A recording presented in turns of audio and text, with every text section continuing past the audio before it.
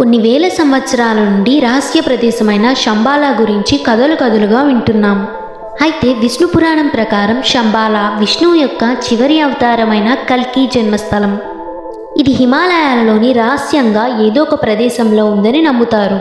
శంబాలా అనే పేరు సంస్కృత పదం శంభు నుండి వచ్చింది, అంటే శాంతి లేదా నిశ్శబ్ద ప్రదేశం అని అర్థం. శంబాలా గురించి విష్ణు పురాణంతో పాటు కాలచక్ర తంత్రం, మహాభారతంలో కూడా ప్రస్తావన ఉంది. ఈ శంబాలాను వివిధ రకాల పేర్లతో చైనా, టిబెట్, మంగోలియా గ్రంథాలలో కూడా ప్రస్తావించబడింది. శంబాలా రాజ్యం 8 రేకుల కమలం రూపంలో ఉంటుందని చెబుతారు.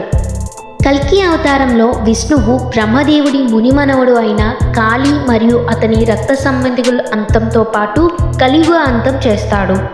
శంబాలా గురించి మరిన్ని డీటెయిల్స్ నేను పార్ట్ 2లో అప్డేట్ చేస్తాను. ఈ వీడియో మీకు నచ్చినట్లయితే లైక్ చేసి సపోర్ట్ చేయండి.